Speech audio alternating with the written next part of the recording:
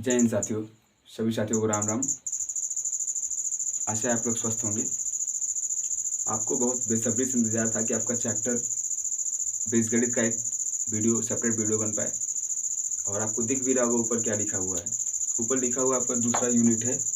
आपका हमने पहले यूनिट कवर कर लिया था, नंबर सिस्टम। हमारा दूसरा यूनिट क्या है? बीजगणित। तो आपको बेहद जानकर खुशी होगी कि हम सब टॉपिक को बिल्कुल कंसेप्चुअल क्लियर करेंगे और क्लास में अभ्यास प्रश्न करेंगे। तो आपको दिख रहा होगा कि जो अलजेब्रा पार्ट होता है हमारा सबसे बड़ा पार्ट होता है। इसमें से हमारा 18 नंबर क्वेश्चन एग्जाम में हमारे कवर होते हैं। तो हम यहाँ बात करेंगे कि हमारा 9th भी कवर हो जाए और 10th भी कवर हो जाए। हम उसी चीज़ को लेकर बात करेंगे। तो हमारे इसमें 4 पॉइंट होते हैं। कितने पॉइंट होते हैं गाइस? 4 पॉइंट होते हैं। कौन कौन सा? पहला हम पढ़ेंगे इसमें अलजेब्रा में बहुपद है। दूसरा हमारा है क्या? दो चर वाले रेखीय समीकरण। तीसरा है द्विघात समीकरण और चौथा है हमारा समांतर श्रेणी। तो हम आशा करते हैं कि इन 4 टॉपिक्स को हम कवर कर लेते हैं, ठीक है। नहीं तो हम दूसरा पार्ट भी बनाएंगे जिसमें हम हमारे चारों टॉपिक या दो करके कवर कर लेंगे। आशा है आप लोग स्वस्थ होंगे और यही आशीर्वाद भी है कि आप लोग स्वस्थ रहिए, क्योंकि आपका एग्जाम आने वाला है। स्वस्थ रहेंगे तभी तो पढ़ेंगे। तो जैसा कि आपको दिख रहा होगा कि हमारा आज का पहला टॉपिक होगा बहुपद। हमारे कक्षा 9 के विद्यार्थी भी ध्यान देंगे कि उनका भी चीज़ें इसी में कवर हो जाएगी। कैसे?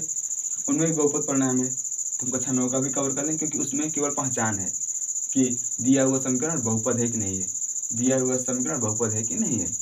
तो उसको हम बिल्कुल आसान तरीके में देखिए, हमें चीज़ों को बहुत बेहतर तरीके से सीखना है।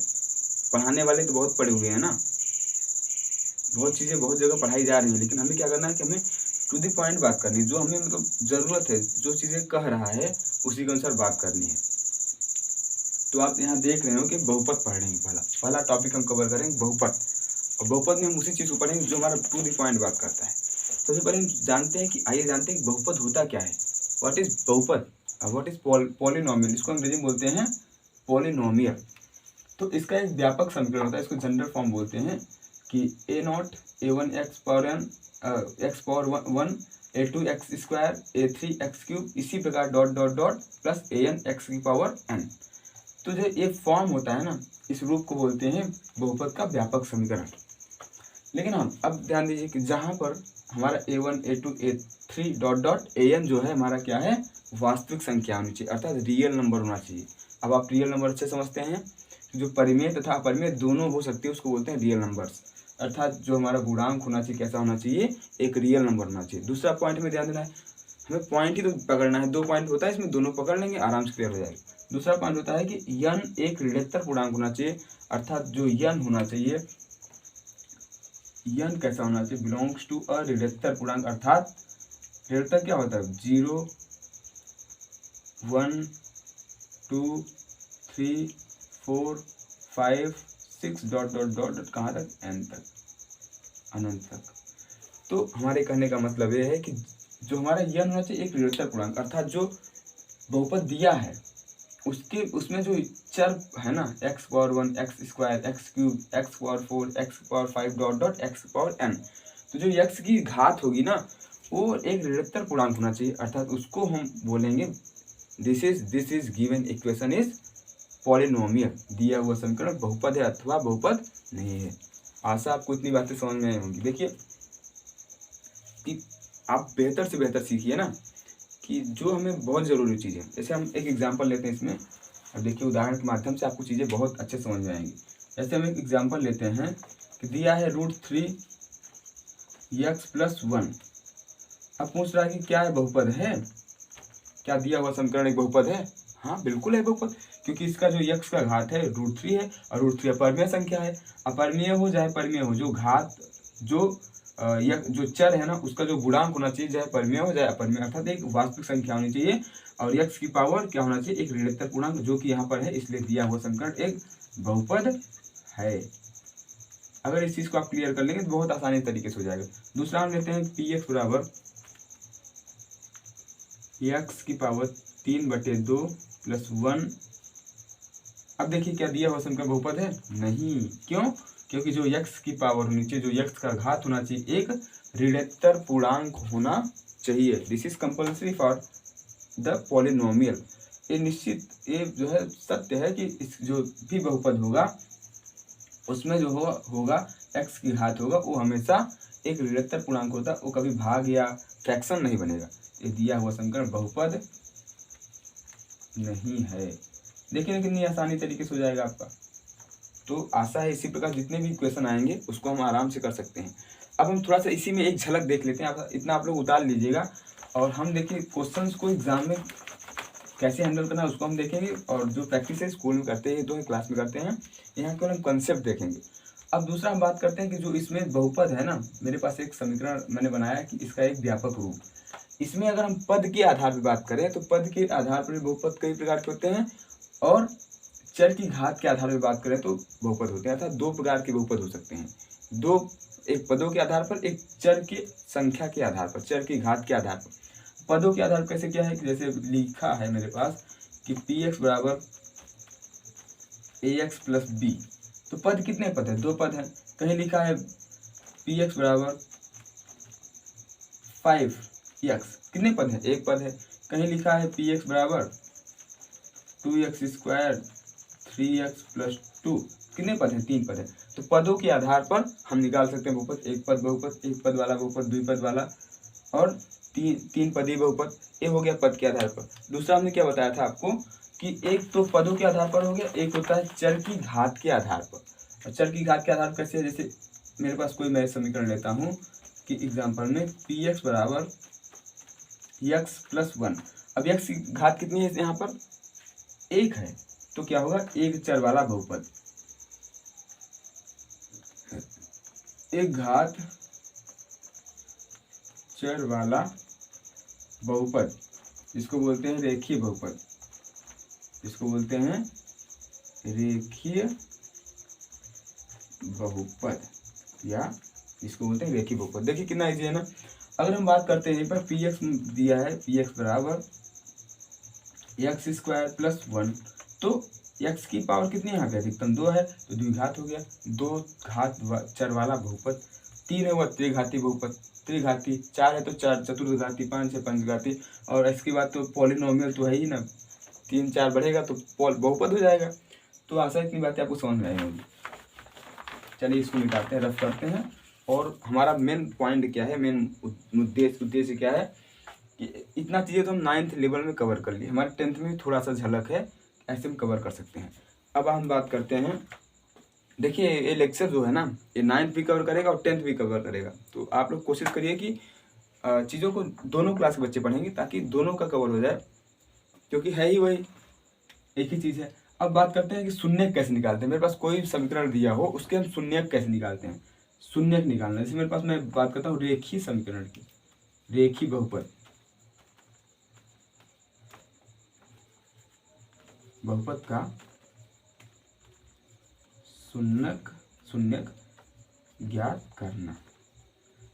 मैंने बताया था, मेरे 9 के बच्चे जानते हैं, 10 के भी। मैंने बोला था अगर कहीं दिया है px बराबर ax प्लस b, ये मेरे पास दिया क्योंकि एक रेखीय बहुपद है ना, मतलब एक चर वाला बहुपद है, इसलिए ax प्लस b है। तो हम शून्यक जब भी निकालते हैं तो हम इसको क्या कर देते हैं कि px को क्या कर देंगे? 0 कर देंगे, 0 के बराबर, अर्थात ax प्लस b बराबर क्या हो जाएगा हमारा? 0। तो x का जो शून्यक होगा इसमें माइनस b बटे a के रूप का होगा, जहाँ भी होगा इसके फॉर्म में निकलेगा। अब देखिए इसका उदाहरण एक देख लेते हैं तो आपको बिल्कुल आसान हो जाएगा। ऐसे मेरे पास दिया है कि px बराबर 5x प्लस 6, हमें इसके शून्यक निकालना है। तो शून्यक मतलब क्या? देखिए शून्यक कितने होंगे? जितने घात का समीकरण होगा उतने उसके शून्यक निकलेंगे। अगर एक घात का है तो उसके शून्यक एक निकलेंगे, दो घात का है दो निकलेंगे, तीन घात का है तो तीन शून्यक निकलेंगे, चार घात का है तो चार शून्यक निकलेंगे। यहाँ एक घात का है तो देखिए इसका डायरेक्ट हम लिखेंगे x बराबर माइनस b बटे, ये हमने सूत्र में पता है। और देखिए इसका तुलना कर लीजिए, तुलना क्या करेंगे तो ax प्लस b, इसी रूप का तो बन रहा है मेरे भाई। देखिए x बराबर क्या लिख देंगे तब, अब माइनस तो बाहर कर दीजिए, b क्या है? 6 है हमारा, और अपान a क्या है? 5 है। इसको हम लिख सकते हैं x बराबर माइनस 6 बटे 5। देखिए कितना ईजी है, बिल्कुल ईजी तरीका है। सीखने का आप में जज्बा हो तो हम बिल्कुल आसान तरीके से समझा सकते हैं। देखिए हो गया हमारा आंसर। अगर हम दूसरा बात करते हैं उदाहरण की, तो देखिए एक उदाहरण और लेते हैं, हम डायरेक्ट लिखेंगे आंसर कि px बराबर 3x प्लस 9, तो इसका हम x का शून्य कैसे निकालेंगे, -b/a में पता है, और माइनस b क्या है 9 है और a क्या है 3 है, तो 3 3 का 9 अर्थात x बराबर -3। देखिए हमने क्या पढ़ा कि हम एक चर अर्थात एक रेखीय बहुपद का शून्य निकाल लिए। ठीक है, आप लोग इसको नोट कर लीजिएगा। अब निकालेंगे द्विघात का शून्य ज्ञात करेंगे। किसका, द्विघात का शून्य।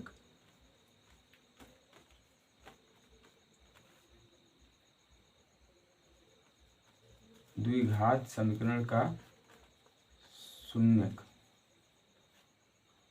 देखिए टाइम बहुत कम है आपके पास और यहाँ पे जो है टाइम बहुत हो रहा है ना इस समय रात में, तो हम लोग केवल कंसेप्ट देखेंगे। यहाँ पे कुछ एक एक एग्जांपल लेते चलेंगे ताकि किताब में तो बहुत एग्जांपल पढ़े आप लोग, उससे करिएगा, जो नहीं आएगा हम उसको फिर डिस्कस करेंगे क्लास में। हमारा क्या हो गया कि एक रेखी वाला हो गया शून्य। अब हम बात करते हैं कि जब द्विघात वाला आ जाए, जैसे मेरे पास कहीं लिखा हो कि ax² + bx + c, इसको बोलते हैं व्यापक समीकरण। क्या बोलते हैं, व्यापक समीकरण द्विघात का, और इसको लिखते हैं व्यापक समीकरण हो गया द्विघात समीकरण का। और इसके बराबर अगर हम 0 दिखा देते हैं, हम 0 कैसे नहीं लिखते हैं, तो केवल हम बताते हैं द्विघात समीकरण है। ठीक है, अब हमें अगर इसका शून्यक निकालना हो ना गाइस, क्या निकालना हो, शून्यक, तो हम मानते हैं कि माना इसमें कितने शून्यक हैं, माना इसके शून्यक मतलब क्या होता है, इसके मूल, माना इसके 2 मूल हैं, क्योंकि मैंने बताया कि शून्य मतलब उसके मूल, कितनी वैल्यू दे रहा है x का, कितने मान दे रहा है, एक घात था तो 1 मान देता, 2 घात है 2 देगा, तो इसके 2 मूल होंगे, माना इसके 2 मूल अल्फा व बीटा हैं। तो इनमें संबंध क्या होता है बताते हैं आपको, होता है अल्फा + बीटा बराबर -b/a, और यही होता है -b क्या है, -b है x का गुणांक है, हमारा x का गुणांक, और a क्या है, x² का गुणांक। ठीक है, दूसरा होता है अल्फा × बीटा, इनके गुणनफल क्या होता है, तो इसका गुणनफल होता है c/a। अब c क्या है, हमारा अचर पद है, हमारा क्या है, अचर पद, और a क्या है, हमारा x² का गुणांक। आशा इतनी बातें आपको समझ में आ रही होंगी, इतना नोट कर लीजिए, फिर हम देखते हैं चीज़ों को और आसान तरीके से देखेंगे। इतना नोट करिए, फिर आपके सिलेबस को भी देखना पड़ता है ना, कि आपका सिलेबस जो है उसी को पढ़ाना है हमें, उसके ऊपर नहीं जाना है। इतना नोट करिए, फिर आप बताते हैं हम चीज़ों को।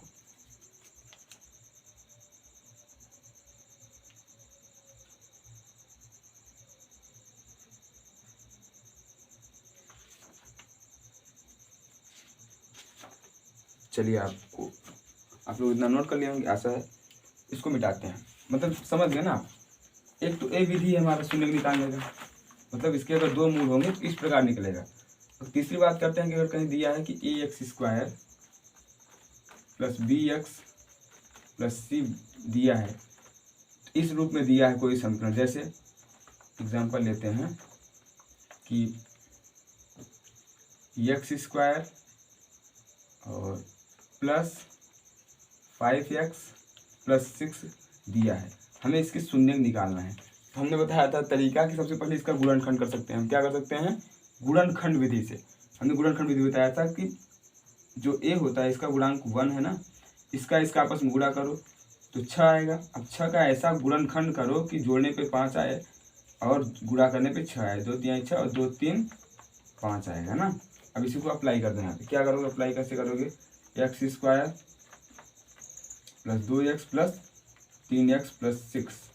अब x कॉमन दिख रहा है, x को कॉमन ले लो यहाँ पे, और सॉरी x कॉमन है ना, x + 2 हो गया, दूसरे में 3 कॉमन है, x + 2 हो गया। अब देखिए दोनों में कॉमन दिख रहा है, x + 2 है और x + 3। अब पूछा इसका हमें क्या निकालना है, शून्यक।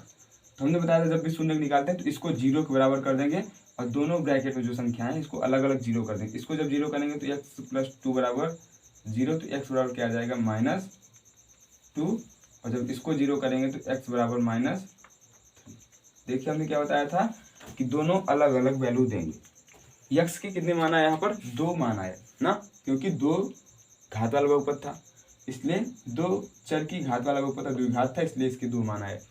दूसरा तरीका, जैसे मेरे पास कितना है, एक आया -3, एक आया -2। हम इसको ऐसे भी निकाल सकते हैं, अल्फा इसका योग कैसे आएगा? देखिए अल्फा प्लस बीटा हमने बताया कि -b/a। क्या है यहाँ पे? -b मतलब 5/a क्या है? 1 है। ठीक है, अब देखिए अल्फा इंटू बीटा, अर्थात 5 आया ना मेरे पास -5। अल्फा इंटू बीटा हमने बताया c/a। c क्या है मेरे पास? 6 है, और a क्या है? 1 है, अर्थात 6 हो गया। अब देखिए यहाँ पे एक मूल क्या है, हमने बोला था एक अल्फा होता है, दूसरा क्या होता है? बीटा। इसको सत्यापित करते हैं। अब यहाँ देखिए एक मूल हो गया अल्फा, एक हो गया बीटा। तो अब देखिए अल्फा प्लस बीटा करेंगे, मैंने बताया था कि एक आगे आया है -2, एक आया है -3, -2 -3 -5। देखिए जो हमने यहाँ निकाला था वही यहाँ आ गया ना। और फिर देखिए अल्फा इंटू बीटा कर दीजिए, तो -2 इंटू -3 कितना आया? 6 आया। चीज़ें एक ही सेम है, तरीका अलग अलग है। हम लोग ऐसे सीखेंगे चीज़ों को। हमारा पहला टॉपिक कंप्लीट हुआ कि जो रैखिक समीकरण होता है उसका हम कैसे शून्य निकालते हैं, जो द्विघात का होता है उसका शून्य कैसे निकालते हैं। पहले हम गुणनखंड करेंगे या फिर हम उनके योगफल गुणनफल निकाल लेंगे, तत्पश्चात उसको हम 0 के बराबर दिखा देंगे तो हमें 2 शून्य प्राप्त हो जाएंगे। चीज़ें ठीक है, इतना चीज़ें आपको क्लियर हो गई होंगी। मिटाते हैं इसको, रफ करते हैं और आते हैं अपने एक प्रमेय होता है। अब देखो हमने नंबर सिस्टम में पढ़ा था कि न्यूक्लियड का एल्गोरिथम प्रमेय ना, तो यहाँ भी वही चीज़ है। न्यूक्लियड का यहाँ पे क्या है कि एल्गोरिथम प्रमेय, एल्गोरिथम प्रमेय कुछ है नहीं इस प्रमेय में, केवल एक ही चीज है। देखिए हमने क्या बताया था कि भाज्य क्या होता है, कि भाज्य बराबर भाजक गुणे भागफल प्लस शेषफल, जिसको जो है हमने इस नाम से संबोधित किया था, a बराबर b into q plus r. तो हमें जो है हमने वहाँ पे सीखा था संख्याओं का एचसीएफ निकालना। यहाँ हम सीखेंगे कि बीजीय व्यंजकों को कैसे हम भाज्य भाजक और भाज्य भाजक भागफल शेषफल कैसे निकालते हैं। हमें भाज्य देगा और भाजक देता है तो हम भागफल प्लस शेषफल कैसे फाइंड आउट करते हैं, उस चीज़ को यहाँ पे हम सीखेंगे। इतना आप लोग नोट करिए और फिर हम एक क्वेश्चन लेते हैं जिसके ऊपर आपका चीज़ें क्लियर हो जाए और जो है हमारा फिर बहुपद खत्म हो, फिर हम आएंगे 2 चर वाले समीकरण में, क्योंकि टाइम में उतना ही देना जितना ज़रूरत है। हमें ज़्यादा समय देना हानिकारक है हम सबके लिए।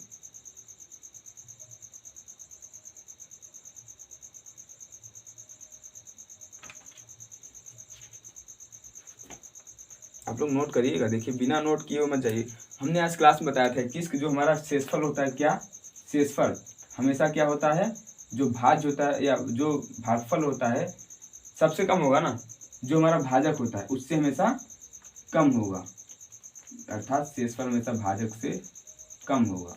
कैसे मैंने बताया था, कहीं लिखा है कि 5 × 15, ठीक है, 5 × 16 लिखा है, तो 5 तियाएं 15, एक बचा, तो जो एक आया है क्या है, छोटा नहीं है 5 से, इसी आधार पर मैंने बताया था। देखिए यहाँ पर ना, आप लोग इसको भी नोट कर लीजिएगा और फिर हम इसको मिटाते हैं। एग्जाम्पल लेते हैं, एग्जाम्पल के द्वारा हम समझ जाएंगे चीज़ों को और इसको मिटाते हैं। आप लोग चीज़ों को समझिए।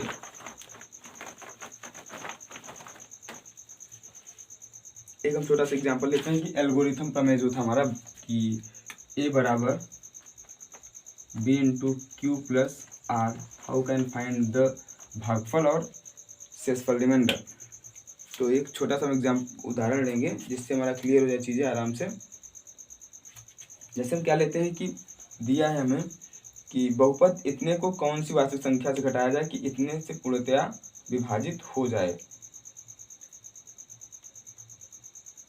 देखो दिया है 3x - 2, ये होता है इसका मेथड होता है, इसको ऐसे लिखते हैं, है ना।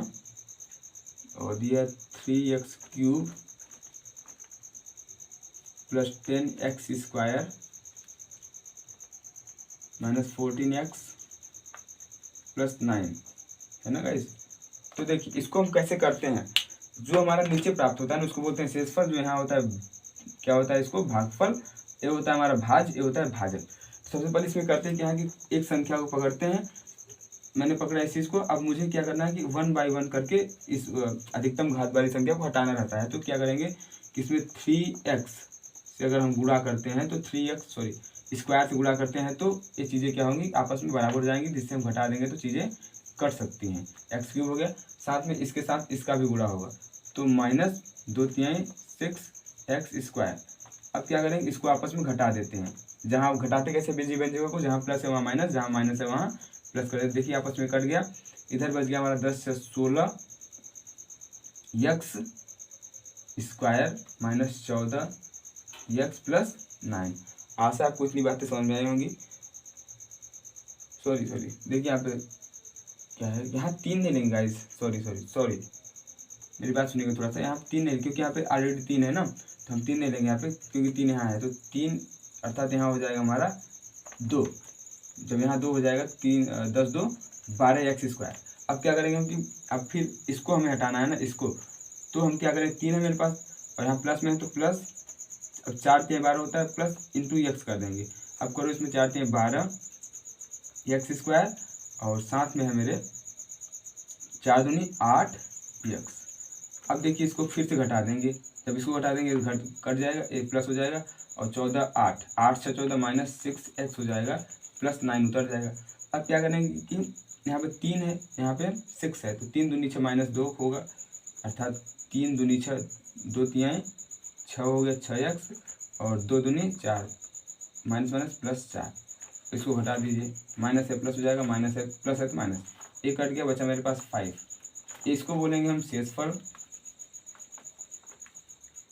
अच्छा आपके एग्जाम में क्या लिखेंगे, अतः भागफल क्या है,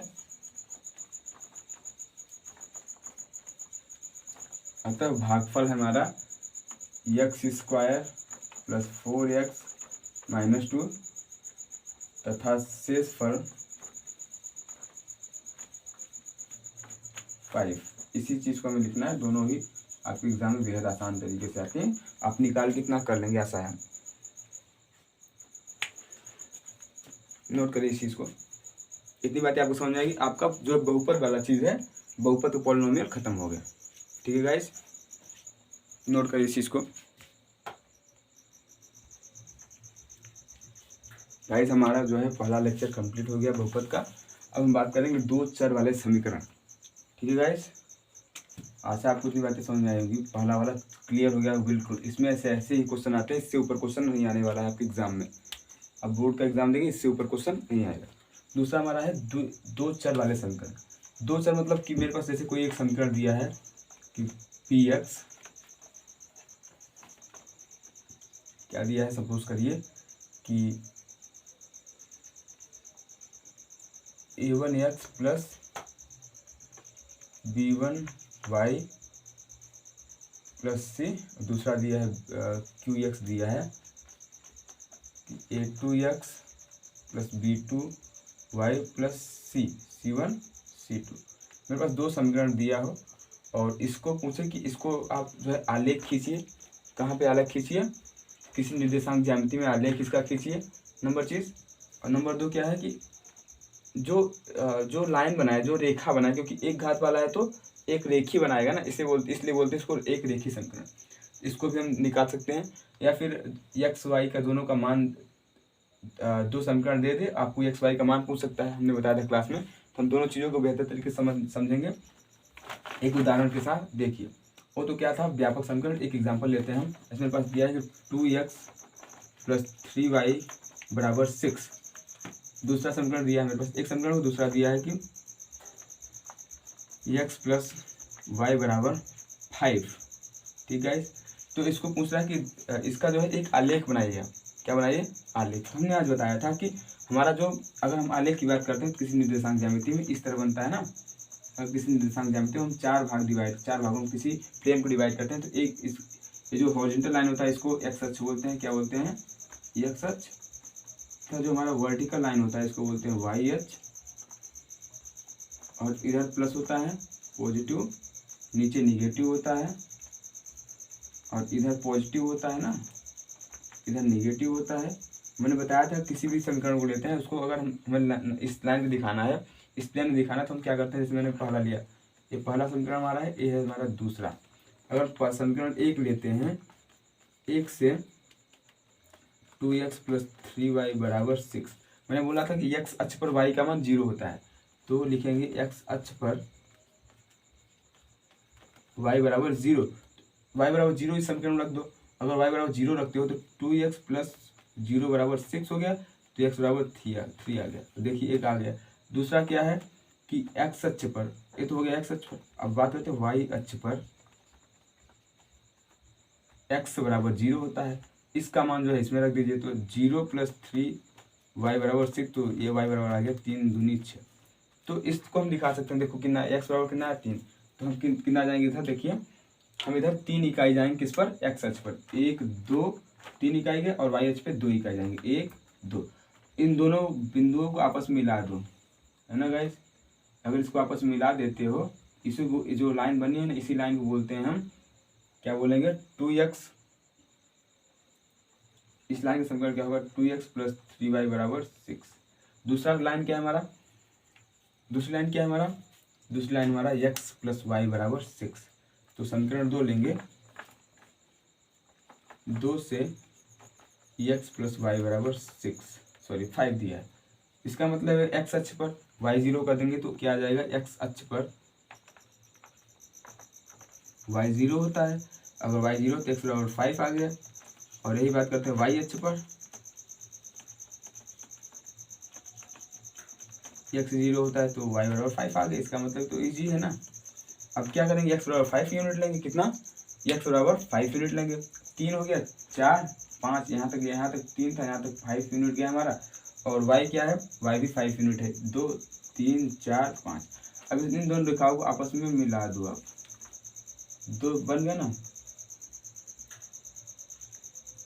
इसका हो गया x + y = 5। देखिए कि ना, इसको बोलते हैं आलेख खींचना। इसको बोलते हैं कि किसी प्लेन में दो समीकरण कैसे दिखा सकते हैं। कितना इजी है ना। ऐसा आप लोग इसको नोट करिए जल्दी से, और इसी के साथ हम दूसरा टॉपिक पढ़ेंगे। इतना आप लोग नोट करिए, थोड़ा वीडियो रोक के पॉज करके नोट कर लीजिएगा। फिर हम थोड़ा बात करते हैं दूसरे टॉपिक पर, इसी रिलेटेड बात होता है, जिसमें बताऊँ कि मेरे पास कहीं दिया हो कि 2 समीकरण दिए हो, क्या दिए हो, 2 समीकरण। जैसे मेरे पास दिया हो कि 2 समीकरण, x + y = 5 और x - y =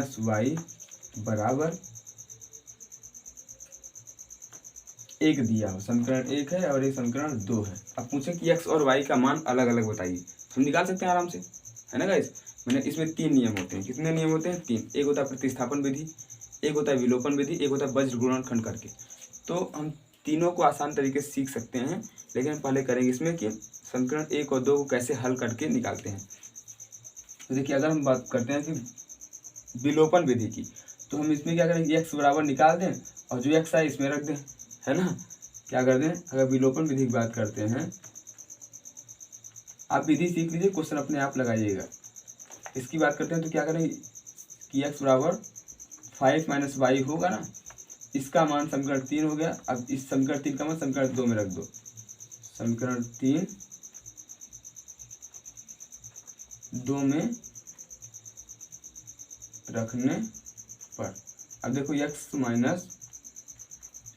क्या हो सकता है, 5 - y, और इधर -y है ही, बराबर 1। ये हो गया 2y, और उधर जाएगा तो प्लस का, इधर आएगा तो माइनस का, यानी 5 - इतना हो गया। अब 4 = 2y, अर्थात y = 2 आ गया हमारा।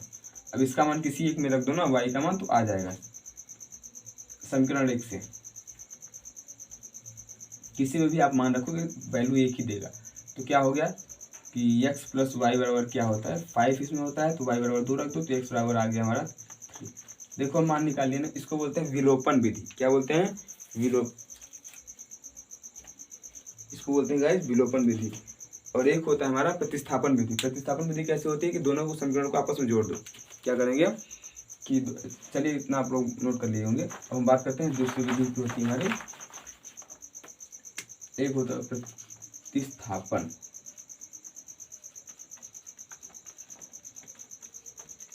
विधि से कोई मतलब नहीं, हमें क्या करना है, दोनों को हमें निकालना है, एक्स और वाई का मान कुछ भी कर ले हम। एक्स प्लस वाई बराबर 5 है, एक्स माइनस वाई बराबर 1 है, तो दोनों को आपस में जोड़ दो तो ये कट जाएंगे, 2x बराबर हो जाएगा 6, यानी x बराबर 3 आ जाएगा। और y, ये x का मान किसी एक में रख दो तो आ जाएगा हमारा y बराबर 2। इजी है ना तरीका। हमारा मुख्य उद्देश्य था आलेख खींचना ही था हमारा उद्देश्य। इतना आप लोग हो गया, नोट हो गया होगा। वीडियो को थोड़ा रोक के देखिए, क्योंकि टाइम ज़्यादा नहीं लेना है वीडियो में, क्योंकि कम समय दीजिए, हमें ज़्यादा चीज़ कंटेंट मिलना चाहिए। फिर हम बात करते हैं, थोड़ा सा आप इसको इतना देखिए फिर बताते हैं। हमारा तीसरा लेक्चर शुरू होने वाला है द्विघात समीकरण। हमने बहुपद कवर किया और साथ ही साथ गाइस दो चर वाले कैसे होते हैं उसको मैंने कवर किया। मैं उसको कैसे दिखा सकता हूँ किस पर, निर्देशांक ज्यामिति में किसी समतल में। और तीसरा होता है हमारा द्विघात समीकरण। इसका जो व्यापक रूप होता है क्या होता है, हमने अभी चर्चा किया था, ax² plus bx plus c बराबर 0। ठीक है, ये इसका व्यापक स्वरूप होता है।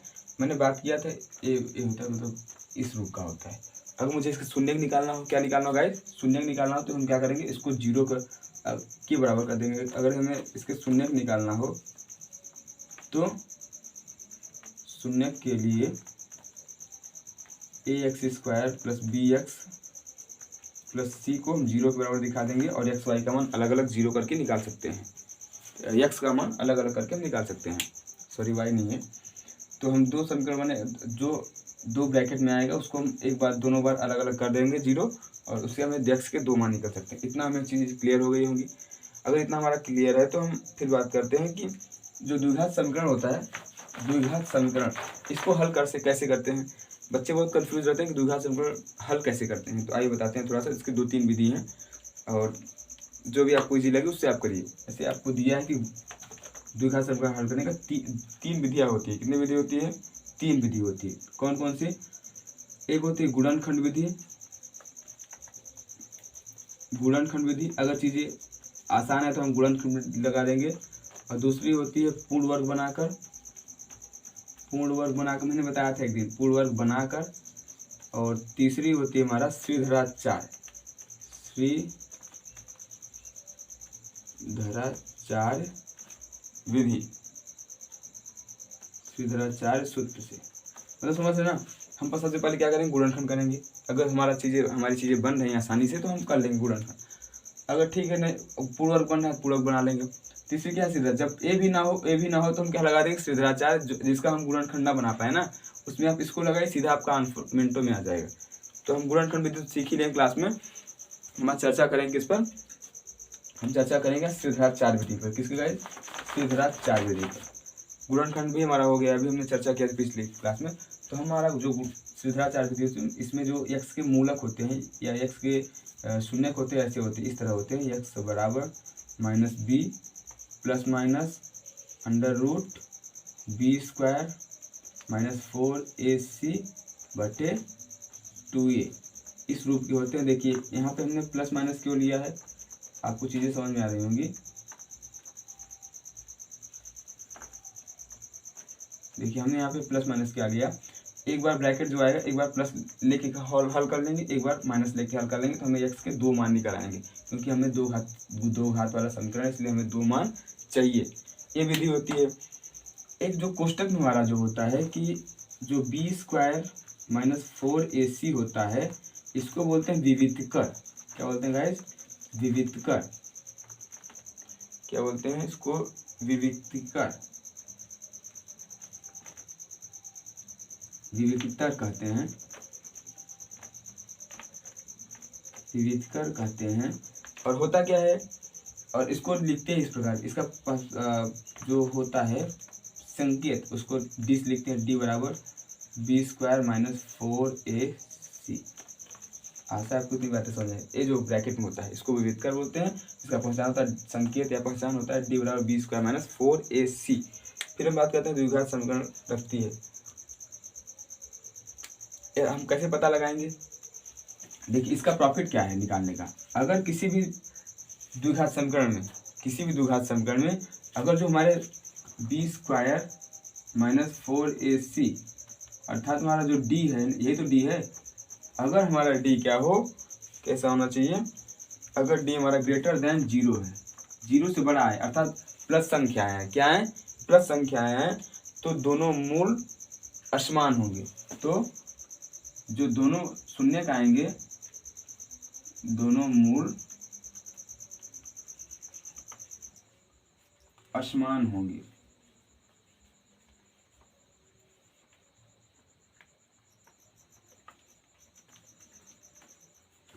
इसको आप लोग यहाँ पे नोट कर लीजिएगा अच्छे तरीके से।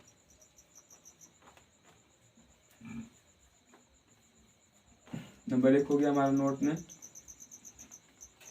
दूसरा क्या है, यदि जो हमारा डी है, क्या है, डी है बराबर क्या होता है, बी स्क्वायर माइनस 4ac बराबर 0 आ जाए, क्या आ जाएगा, एक तो है जो 0 से बड़ा है तो दोनों मूल हमारा क्या होंगे, असमान होंगे, ठीक है, मतलब x का मान सपोज करिए 2 आया तो दूसरा 3 आएगा, तो 4 आ सकता है, कुछ भी हो सकता है, मतलब दोनों अलग अलग होंगे, एक नहीं होगा।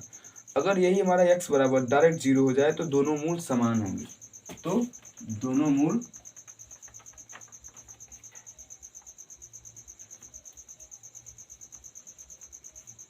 समान होंगे। और तीसरा पॉइंट बनता है कि जब विविधकर जो डी है बराबर बी स्क्वायर माइनस 4ac है, जो हमारा है, अगर ए जो है लेस देन 0 हो जाए, मतलब जो संख्याएं हों, इसका जो मान है वो 0 से कम, अर्थात 0 से कम क्या होता है, माइनस होता है, अगर 0 से कम हो जाए तो मूल कैसे होंगे, दोनों मूल तो वास्तविक मूल नहीं है, इसका क्या है, फिर ये वास्तविक मूल नहीं है, फिर वास्तविक मूल नहीं है। हमने बताया था ना कि क्यों नहीं है, क्योंकि रियल नंबर्स है ना, फिर रियल मूल नहीं होंगे, रियल नंबर्स नहीं होंगे, क्योंकि अगर ये देखिए ब्रैकेट लग रहा है ना, अगर ब्रैकेट में कोई संख्या आ जाती है तो इमेजिनरी होती है, मैंने बताया था, जैसे मेरे पास है कि -5, 5 - 5 क्या है, इमेजिनरी है, क्या है, इमेजिनरी है, अर्थात काल्पनिक नंबर है ना, काल्पनिक संख्या है, और काल्पनिक संख्या को हम पढ़ेंगे नहीं, कोई मतलब नहीं, क्योंकि वास्तविक मूल है ही नहीं, तो हम क्यों निकालेंगे, तब मूल ही नहीं वास्तविक है, जो चीज़ दिखाई नहीं देता है उसके लिए हम क्यों परेशान होंगे। आशा है इतनी बातें आपको समझ में आई होंगी, आप लोग जल्दी से इसको नोट कर लीजिएगा, इसको नोट करेंगे, कुछ चीज़ें हम 2-4 एग्जाम्पल लेंगे, एग्जाम्पल के आगे बढ़ चलेंगे, फिर चीज़ें और कवर करेंगे अच्छे से, ताकि हमारा चैप्टर खत्म हो जाए। गाइस देखिए, अभी हमने उसको कवर किया था त्रिधराचार्य विधि, उसके बाद आता है कि मेरे एग्जाम में एक क्वेश्चन यहाँ से जरूर आता है, 2 या 3 नंबर का आता है, आप लोग इसको बिल्कुल क्लियर से पढ़ेंगे कि कोई द्विघात समीकरण है, मैंने माना उसका मूल क्या है, अल्फा व बीटा हो, तो अल्फा प्लस बीटा होता है बी माइनस बी बटे ए, इस रूप में अल्फा इंटू बीटा सी बटे ए, यदि इसके अतिरिक्त यदि दिया हो कि मूलों का योगफल अल्फा प्लस बीटा था गुणन क्या हो अल्फा इंटू बीटा हो, तो द्विघात समीकरण इस तरह लिखते हैं, alpha x square minus alpha plus beta into x plus alpha into beta. ऐसे एक एग्जाम्पल लेते हैं, इस पर एक उदाहरण लेते हैं कि दिया है यदि मूलों का योग √5 तथा गुणनफल क्या हो, हमारा गुणनफल हो, देखिए हमारा गुणनफल हो जाए 0, क्या हो 0, अब 0 ना देखिए कुछ और दे दे 0 सपोज करिए, तो हमारा समीकरण क्या होगा, द्विघात समीकरण इस रूप में होगा, द्विघात समीकरण क्या बनेगा फिर हमारा द्विघात समीकरण कि x square minus alpha plus beta x plus alpha into beta, x square minus alpha plus beta क्या है √5 एक्स प्लस 0 बराबर हो गया, अर्थात एक्स स्क्वायर माइनस √5 एक्स, मतलब कुछ भी हमें दे सकता है, हम उसका जो है निकालेंगे। या फिर देखिए इसके अलावा अगर मुझे दिया है तो एग्जाम्पल और चेक करिए कि अल्फा प्लस बीटा बराबर 5 इंटू अल्फा प्लस बीटा दिया है 5 दिया है और ये दिया है 6 हमारा, तो पूछ रहा है द्विघात समीकरण कैसे लिखेंगे, द्विघात पहले देखिए आप लोग हल करेंगे तो हल लिखेंगे यहाँ पर, और यहाँ पे द्विघात समीकरण का पहले सूत्र लिखेंगे, x square minus alpha plus beta x plus alpha into beta. अब देखिए x square minus alpha plus beta क्या है 5x प्लस 6 है, तो हो जाएगा x square minus 5x plus 6। देखिए द्विघात समीकरण बन गया हमारा। कितना इजी तरीका है ना गाइस, चीज़ों को हम आसान पढ़ेंगे तो आसान तरीके से समझ सकते हैं। इतना आप लोग नोट करिए, टाइम बहुत हो चुका है। देखिए हमारा जो है मोर देन चीज़ें हमने कवर कर लिया। क्या क्या कवर किया हमने, बहुपद कवर किया, दो चर वाले कवर किया और द्विघात कवर किया। हमारा बचा है अभी समांतर श्रेणी। क्या बचा है, समांतर श्रेणी। तो इसको हम अगली क्लास में कवर करेंगे, नहीं तो आप लोग इसको नोट करें, अभी भी हो सकता है कवर कर सकते हैं इस टॉपिक को। गाइस हमारा जो है 3 लेक्चर कंप्लीट हो चुका है, बहुपद, दो चर वाले रैखिक समीकरण और द्विघात। हमारा थर्ड है समांतर श्रेणी, और आपके टॉपिक में नई चीज़ें जुड़ी हैं। तो आपको जान के खुशी होगी कि समांतर श्रेणी हम बहुत अच्छी चीज़ों से, बहुत अच्छे प्रकार से कवर करेंगे। क्या जैसे क्या होता है, आपने हमेशा सुनते आया है, इसको आप भूल जाइए थोड़ा सा, मेरी बात आप सुनिए। आपने सुनते आया, जैसे मैं बता रहा हूँ कि मेरे पास 1 है, 3 है, 5 है, 7 है, 9 है, 11 है, 13 है, 15 है, 16 है ना, सॉरी 13, 15 है, फिर 17 है, फिर 19 है। तो आपको कुछ दिख रहा होगा इसमें, क्या दिख रहा है, कुछ दिख रहा होगा आपको। जैसे मैं बोल रहा हूँ, इन सभी का आप क्या निकालिए, मैं बोलता हूँ सभी का योगफल निकालिए। क्या निकालना आपको, योगफल। गाइस आपको जैसे इन सभी का योगफल निकालना हो, देखिए अगर मैं कोई बोलता कि 2 + 3 का योगफल निकाले तो आप बहुत आसानी होता है सर 5 होता है। मैं बोलता 3 + 6 + 9 का बताइए, तो आप बता देते सर 6 3 9 9 18। तो हम अगर बड़ी संख्याओं की बात करते हैं और संख्याओं में अंतर समान होता है, क्या होता है गाइस, संख्याओं में अंतर समान होता है। जैसे देखिए अगर इसका जो पहला पद है क्या है, पहला पद क्या है, ए है ना, इसमें मानते हैं प्रथम पद को ए, दूसरा क्या है 3 है, पहला क्या है हमारा 1 है, दूसरा 3 है, 5 है। अगर हम जो है पहले पद को दूसरे पद को पहले पद में से घटाएं तथा तीसरे पद को पहले पद दूसरे पद में से घटाएं तथा चौथे पद को तीसरे में से घटाएं और पांचवा जो पद है हमारा, इधर देखिए चौथा क्या है 7 है और -5। तो हमने देखते हैं कि हमारा आंसर क्या आता है, 2 ही आता है हर बार। 3 में से गया 2, 5 में से 3 गया 2, 7 में से 5 गया 2। तो हमारे कहने का मतलब ये है गाइस कि अगर किसी भी श्रेणी में समझ रहे हैं ना, कि देखिए यहाँ पे नाम दिया है कि अर्थमेटिक प्रोग्रेशन, समांतर श्रेणी प्रोग्रेशन। श्रेणी मतलब कि एक सतत संख्या लिखी हो, एक क्रम में संख्या लिखी, एक अनुक्रम में लिखी हो, उसको बोलते हैं श्रेणी। तो हम बात करते हैं समांतर श्रेणी की। अगर समांतर श्रेणी होता है कि कोई भी क्रम लिखा हो, क्या लिखा हो बच्चा, कोई भी क्रम लिखा हो और उस क्रम में सभी पदों का अंतर, अर्थात अगर दूसरा ले तो दूसरा माइनस पहला, तीसरा माइनस दूसरा, चौथा माइनस तीसरा, पांचवा माइनस चौथा, इसी प्रकार यनवा माइनस n-1। अगर इन सब का अंतर समान आता है तो उसको बोलते हैं समांतर श्रेणी। आशा आपको इतनी बातें समझ में आई होंगी, तो अगर मेरे पास छोटी संख्या है तो उसको जोड़ भी सकते हैं, घटा भी सकते हैं, कुछ भी कर सकते हैं। लेकिन मेरे पास अगर कहीं बड़ी संख्या आ गई तो उसको हमारे लिए जोड़ना इतना ईजी नहीं होगा, हमारा सारा टाइम चला जाएगा और हमें जो भी निकालना है सरल तरीके से नहीं निकाल सकते।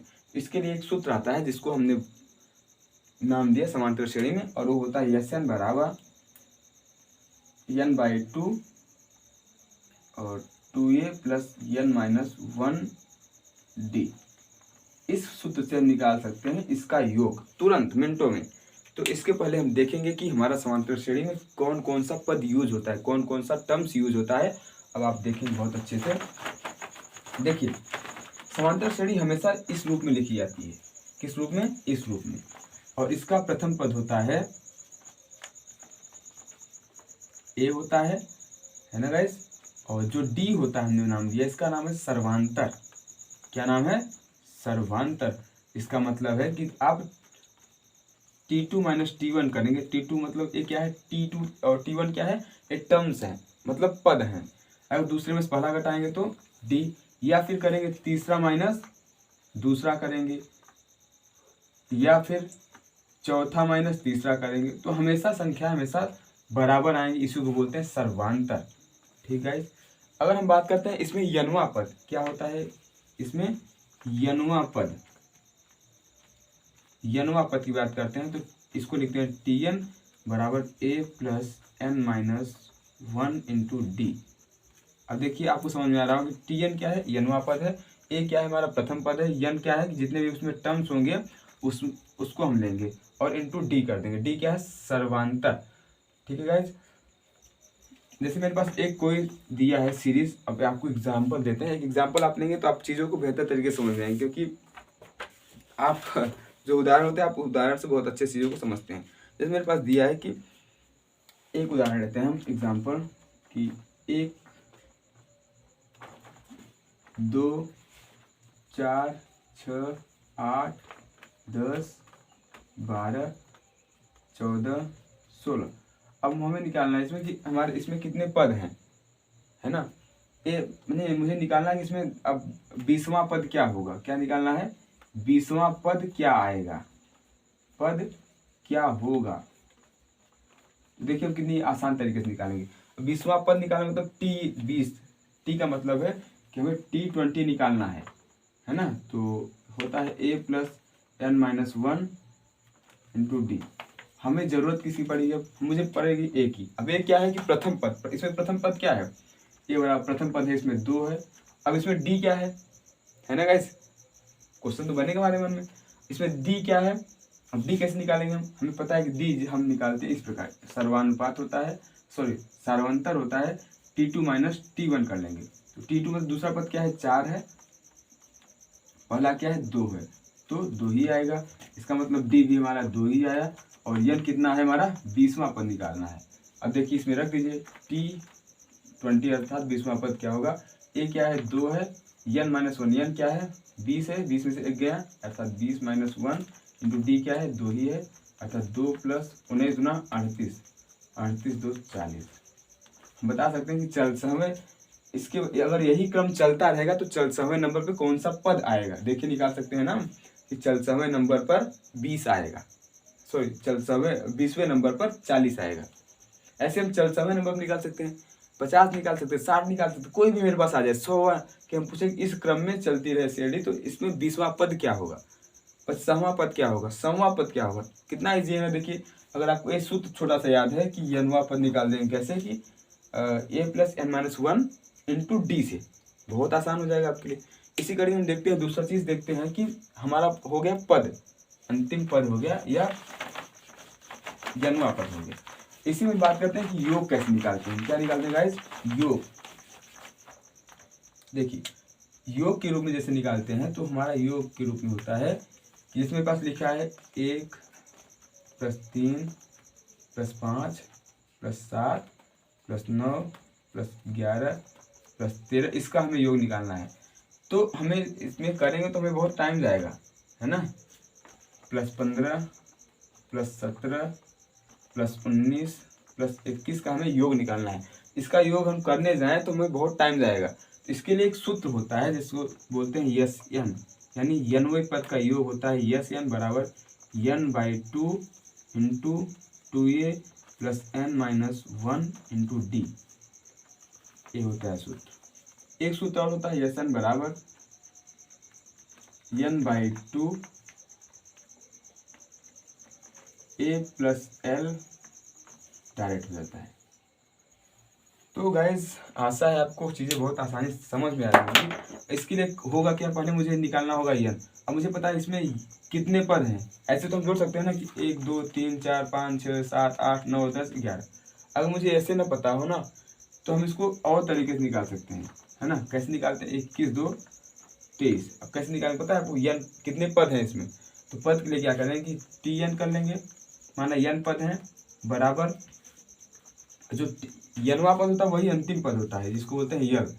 तो यन मतलब प्रथम पद क्या है 1 प्लस, अब देखिए सूत्र हम लिखेंगे क्योंकि सूत्र लिखेंगे तो आपको चीज़ें आसानी होगी, a plus n minus 1 into D. तो यल क्या है, अंतिम क्या है 23 और प्रथम क्या है 1 है और n मुझे निकालना है, कितने पद हैं, d क्या है, 3 में से क्या है, 2। अब देखिए इधर जब इसको लाएंगे तो 22 हो जाएगा, बराबर n माइनस 1 इंटू डी, 2 11 में 22, n बराबर 1 है, इधर जाएगा तो 2 11 में 22, 11 1 12। मुझे पता चल गया इस श्रेणी में कितने पद हैं, मुझे पता चल गया n पद मतलब 12 पद हैं। दूसरा चीज़ मुझे पता है कि प्रथम पद क्या है, 1 है, ठीक है, और सर्वांतर क्या है, 2 है। तो इसको हम निकाल सकते हैं, यस 12 पद है इस श्रेणी में, और मुझे निकालना है n/2, अर्थात सूत्र लिख लेंगे पहले हम, n/2 2a plus n minus 1 into D. तो यस 12 बराबर n क्या है, 12, 2 6 12 6 हो जाएगा, और 2a, a क्या है 1, 2 2 कम 2 प्लस n माइनस 1, n क्या है 12 में से 1 गया 11 इंटू डी क्या है 2 है। तो 11 ना 22, तो क्या होगा, 11 ना 22 और 22 2 24 गुणित 6, 6 चौके 24 हो गया, और 6 दूनी 12 2 14, अर्थात इसका जब पूरा जोड़ेंगे तो 144 आएगा 2 सेकंड के अंदर। ये तो आपके लिए समझाने के लिए बता रहे हैं, बाकी 2 सेकंड के अंदर चीज़ें हो जाएंगी। देख कितना इजी तरीका है ना, SN निकाल लिया हमने, S12 निकाल सकते हैं, या फिर अगर हम डायरेक्ट भी कर सकते हैं। हमने क्या बताया कि SN यस 12 पद है हमारे पास, और 12/2, ये क्या है 1 है, और प्लस अंतिम प्रथम पद क्या है 1 है, और अंतिम पद क्या है 23। इसको जोड़ो, भाग से आंसर निकालो, 2 6 12, 6 हो गया, 23 1 24। अब 24 का 6 में हमने गुणा किया, क्या है 6 चौके 24 हो गया, 6 दूनी 12 2 14, 144 आंसर। देखिए तरीका होना चाहिए आंसर लाने का ना, आंसर नहीं मतलब मेथड आपको पता होना चाहिए बेसिक। ये समांतर श्रेणी था, इसके पदों को ऐसे लिखते हैं, ए प्लस डी, ए प्लस 2डी, ए प्लस 3डी, इस तरह पदों को लिखते हैं। आशा है आपको आज की इतनी चीज़ें समझ में आई होंगी। उम्मीद है आपका आज पूरा 18 नंबर क्लियर हुआ है। अगर आप अंत तक इस वीडियो में बने रहे होंगे तो आपको बहुत प्रॉफिट मिलेगा। अगर आप अंतिम तक इस वीडियो को पूरी तरह देखेंगे निष्ठा और ईमानदारी के साथ, तो आपको बहुत चीज़ें मिलेंगी जो आपको डायरेक्ट आपके एग्जाम में चीज़ें ईजी हो जाएंगी, और आप उसको बेहतर तरीके से कर लेंगे। आप इसको नोट कर लीजिएगा। आशा है आज की क्लास आपको बहुत ही लाभदायक होगी, और आप अगर इसी तरह पढ़ते रहेंगे तो आप जो है अपने जीवन में बहुत तरक्की कर जाएंगे। पता ही नहीं चलेगा कि आप देखते देखते इस हाई स्कूल जर्नी को कैसे पार कर गए, क्योंकि स्टडी इज़ अ जर्नी। मैं हमेशा बताता हूँ कि पढ़ाई को आप बोझ मत लीजिए, पढ़ाई को आप बोझ के तौर पर मत लीजिए, स्टडी को आप केवल एक जर्नी के लिए रूप में लीजिए। मैंने बताया, देखिए हमने आपका जो है 3 या 4 टॉपिक कवर किया है, बहुपद भी पढ़ा है, 2 चर वाले पढ़ा है, द्विघात पढ़ा है, समांतर पढ़ा है, मतलब टोटल अलजेब्रा हमने कवर कर लिया पूरे 18 नंबर का, जो सबसे बड़ा टॉपिक माना जाता है हाई स्कूल लेवल में। तो हमारे ख्याल से सब चीज़ें हो गई हैं। अब आपका दायित्व है, मेरा दायित्व तो कंप्लीट हो गया, अब आपका दायित्व है कि आप भी चीज़ों को इसी प्रकार पढ़ें जैसे मैंने पढ़ाया है। बिल्कुल तरीके से आप लोग पढ़िए। जो भी क्वेश्चन फंसता है हम एग्ज़ाम अपने स्कूल में पढ़ाते हैं, आप स्कूल में बिल्कुल चीज़ों को आसान तरीके से पूछिए, और जो हमारे पुराने लेक्चर्स पढ़े उसको आप देखिए, और कहीं भी आपको टहलने की ज़रूरत नहीं है, किसी भी चैनल पर पढ़िए ना, कहीं मैं पढ़ा रहा हूँ और भी जहाँ आपको अच्छा लग रहा है पढ़िए। लेकिन हाँ, आशा है कि आपको चीज़ें बहुत अच्छे से समझ में आई होंगी। अगर आपको अंतिम तक बने हैं मेरे साथ तो वीडियो को लाइक ज़रूर करिएगा। आपका लाइक हमें एक मोटिवेशन मिलता है कि हम आपके लिए एक वीडियो बनाएं, छोटा सा क्लिप डालें, जिससे आपको चीज़ें आसानी तरीके से सरल हो जाएं। और आपको अगर अच्छा लगा हो तो अपने साथ में जो भी आपके दोस्त होंगे उनके साथ वीडियो को सब्सक्राइब करिए, शेयर करिए, और बताइए कि आप चैनल को सब्सक्राइब करें ताकि सर का आने वाला वीडियो आप देख सकें और उसका लाभ उठा सकें अधिक से अधिक। तो इसी के साथ हम अपनी बातों को विराम देंगे, और इसी के साथ मैं बोलता हूँ, हमेशा 2 लाइनें में बोलता आया हूँ कि जब आँखों में अरमान लिया, जब आँखों में अरमान लिया, जब मंजिल को अपना मान लिया, है मुश्किल क्या आसान क्या, है मुश्किल क्या आसान क्या, जब ठान लिया तो ठान लिया। इसी के साथ अगर आपको आज की वीडियो अच्छी लगी, अगर आप अंतिम तक बने हैं तो लाइक ज़रूर करिएगा, सब्सक्राइब करिएगा और दोस्तों के साथ शेयर करिएगा।